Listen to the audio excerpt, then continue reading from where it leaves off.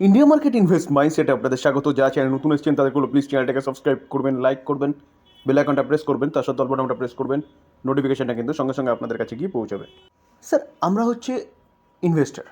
Investor means কোনো একটা company, তার ফান্ডামেন্টাল, তার বিজনেস, টোটাল সব কিছু দেখার পরে সেই কোম্পানিতে ইনভেস্টমেন্ট করি অ্যাপ্রক্সিমেট 5 বছর, 10 বছর, 15 বছর বা 20 বছরের জন্য, যেখানে আমরা কিন্তু কম্পাউন্ড ইন্টারেস্টের ফায়দা নেওয়ার চেষ্টা করি।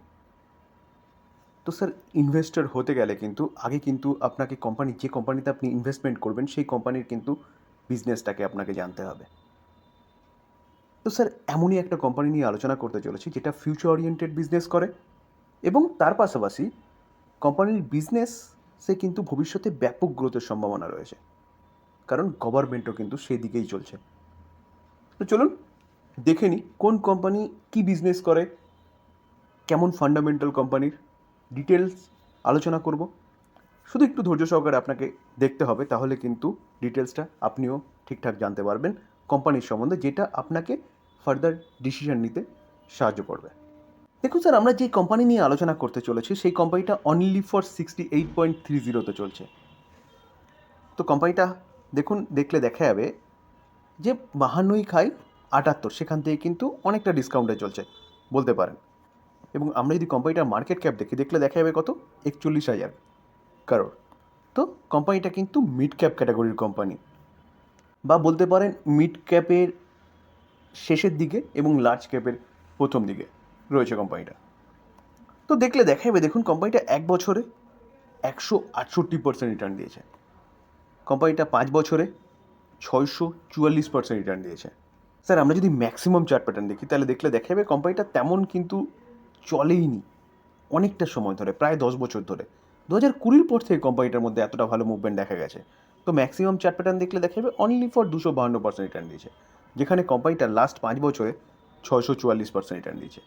কেন? কারণ কোম্পানিটার বিজনেস এবং গভর্নমেন্টের চিন্তাভাবনা।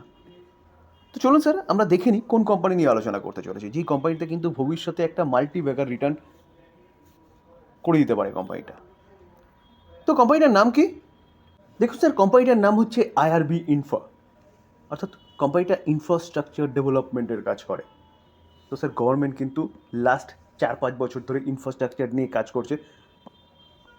কারণ স্যার, কারণ কোনো দেশকে যদি ডেভেলপ হতে হয় তাহলে কিন্তু অ্যাট ফার্স্ট হচ্ছে দেশের ইনফ্রাস্ট্রাকচার, যেটা কিন্তু আমরা ইউরোপের কান্ট্রিগুলোকে দেখি, বা জাপান বলুন, চায়না বলুন, যতগুলো ডেভেলপ কান্ট্রি আছে সবকটা দেশের ইনফ্রাস্ট্রাকচার কিন্তু ডেভেলপ। তো ভারতও কিন্তু সেদিকে এগোচ্ছে, তাই কিন্তু গভর্নমেন্ট ইনফ্রাস্ট্রাকচার ডেভেলপমেন্টের কথা বলছে বা কাজ করছে। কারণ ইনফ্রাস্ট্রাকচার ডেভেলপমেন্ট হলেই কিন্তু আস্তে আস্তে বিজনেস আসবে, দেশ আরও গ্রো করবে, দেশের অর্থনীতি আরও চাঙ্গা হবে। তো অ্যাট ফার্স্ট কিন্তু ইনফ্রাস্ট্রাকচার। তো এই কোম্পানিটা ইনফ্রাস্ট্রাকচার নিয়ে ভালো কাজ করছে, যার জন্য কোম্পানিটা কিন্তু ভালো আপসাইড মুভমেন্ট দেখাচ্ছে, ভবিষ্যতে আরও ভালো কাজ করবে এবং দেখাতে পারবে।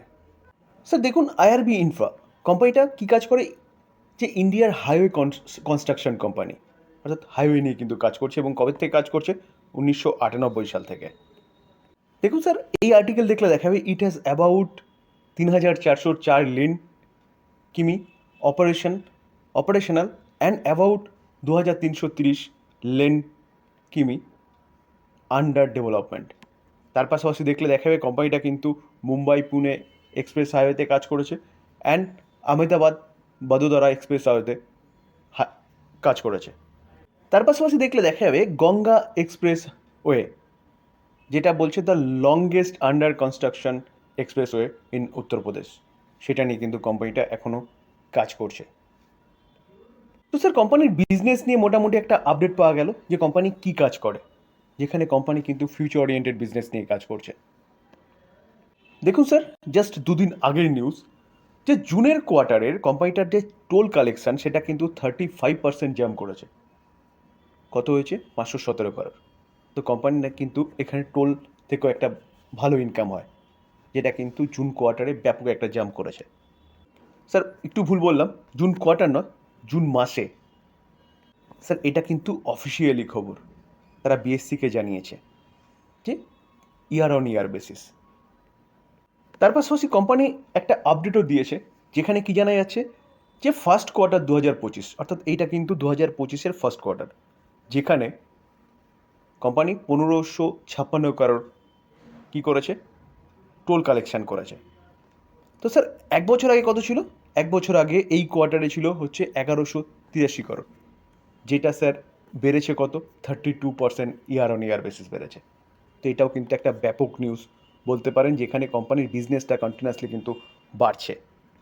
তো স্যার বিজনেস তো বাড়ছে, চলুন আমরা কোম্পানি একটু ফান্ডামেন্টালটা দেখে নিই, যে শেয়ার হোল্ডিং প্যাটার্ন কী বলছে, ব্যালেন্স শিট কী বলছে। দেখুন স্যার, আমরা যদি রিজার্ভ দেখি 5 বছর আগে 2020-তে 2200, 2500, 2500টা কোথায় এসছে? 7800, 7800টা 8300, 8800। তো কোম্পানির রিজার্ভ কিন্তু কন্টিনিউয়াসলি বাড়ছে। আমরা যদি লং টার্ম বোরোয়িং দেখি, কোম্পানির কাছে 5215 crore মতন বোরোয়িং রয়েছে। স্বাভাবিকভাবে ইনফ্রাস্ট্রাকচার রিলেটেড কোম্পানি কাজ করছে, তো সেই জায়গায় দাঁড়িয়ে কোম্পানির কাছে বোরোয়িং থাকবে, এটা কিন্তু স্বাভাবিক ব্যাপার। কোম্পানির শর্ট টার্ম বোরোয়িং দেখলে দেখা যাবে কত আছে, 4109 crore। তো শর্ট টার্ম বোরোয়িংও কিন্তু কোম্পানিটার রয়েছে। আমরা যদি ক্যাশ অ্যান্ড ক্যাশ ইকুইভ্যালেন্ট দেখলে দেখা যাবে 1445 crore মতন কিন্তু কোম্পানির কাছে ক্যাশও আছে। ব্যালেন্স শিট ঠিকঠাক আছে বলতে পারেন, যেখানে দেখলে মনে হচ্ছে বোরোয়িং কিন্তু আছে। কিন্তু স্যার বোরোয়িং আছে, কোম্পানির বোরোয়িং এর জন্যই আছে যে কোম্পানিটা ইনফ্রাস্ট্রাকচার রিলেটেড কাজ করে। যেসব ইনফ্রাস্ট্রাকচার রিলেটেড কোম্পানি আছে তাদের প্রতি কটা কোম্পানির কিন্তু বোরোয়িং থাকবে, এটাই স্বাভাবিক। আমরা যদি কোম্পানির রেভিনিউ দেখলে দেখা যাবে 2020-তে 4100 ছিল, সেটা 2021-এ পড়েছে। কেন? কারণ 2021-এ কিন্তু লকডাউন ছিল, 20-তেও ছিল, কিন্তু লকডাউনের প্রভাব 2021-এ বেশি ছিল। যেখানে বিজনেস বন্ধ ছিল, দেখুন তারপরে দেখলে দেখা যাবে সেই 3075, সেটা তারপরে ট্র্যাকে এসছে 4500, 4500টা কিন্তু 5800। তো বিজনেস বা রেভিনিউ কিন্তু কন্টিনিউয়াসলি বাড়ছে বলতে পারেন কোম্পানির। যেখানে স্যার আমরা যদি কোম্পানির প্রফিট দেখি 279, সেটা 2021-এ পড়েছিল 188। তারপরে দেখলে দেখা যাবে 319, 372, 372টা 762। তাহলে কোম্পানির রেভিনিউ বাড়ার সাথে সাথে কোম্পানির প্রফিটও কিন্তু লাফিয়ে বাড়ছে। অর্থাৎ স্যার বলতে পারেন কোম্পানি বিজনেস কিন্তু ভালো করছে। স্যার শেয়ার হোল্ডিং প্যাটার্ন দেখলে দেখা যাবে, দেখুন June 2024 latest share holding pattern দেখলে দেখা যাবে প্রোমোটার 30.4% স্টেক হোল্ড করছে। স্যার প্রোমোটার 50%-এর নিচে আছে, এটা কিন্তু খারাপ জিনিস।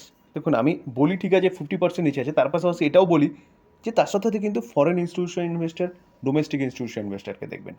দেখুন ফরেন ইনস্টিটিউশন ইনভেস্টার কতটা স্টেক হোল্ড করছে, 44.5% স্টেক হোল্ড করছে, এবং domestic institution investor 7.7% stake hold করছে।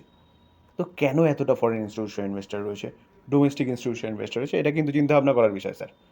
দেখুন পাবলিককে দেখলে দেখা যাবে 17.5% স্টেক হোল্ড করছে।